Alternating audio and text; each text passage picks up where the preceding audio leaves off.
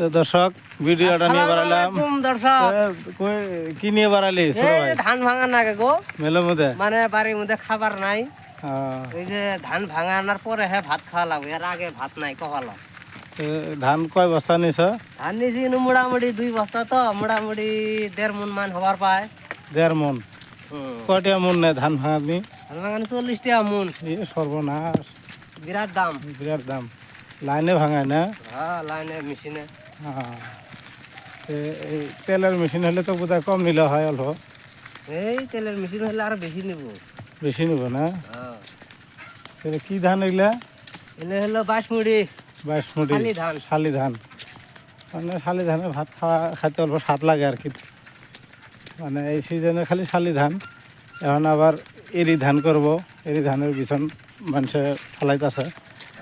এরি ধান করবি না? নাই এরি ধান মাড়ি নাই, গরিব মানুষ, মাড়ি ঘাড়ি নাই, অল্প মাড়ি ঘাড়ি মানুষের মাড়ি আবাদ করি, আদে আবাদ করে আর কি। আদি সাদি ঠিক করি চলি আর কি কোনো রকম। ঠিকই আছে, গরিব মানুষের তো এই হাল করে খাওয়াই লাগবো, উপায় নেই। যার মাড়ি ঘাটি নাই তার যে কোনো বুদ্ধি করে তো খাওয়া লাগবে। দর্শক সাপোর্ট করবেন, সাপোর্ট করবেন, লাইক কমেন্ট শেয়ার করবেন। ধান্দা নাই, ফেসবুকেরও সিলা করে যদি 2-1 টাকা কামাই করে পাই, দর্শক সাপোর্ট করলে পরে কিছু না, শেয়ার করবেন। সাপোর্ট করলে পরে হয়ে যাবো গা, সাপোর্ট করলে পরে কইতে না আইলে ভাই না খেতে গেছিলাম। ভিডিওটা দেখবেন দর্শক, লাইক কমেন্ট শেয়ার করবেন আর ভিডিওর সাথে থাকবেন।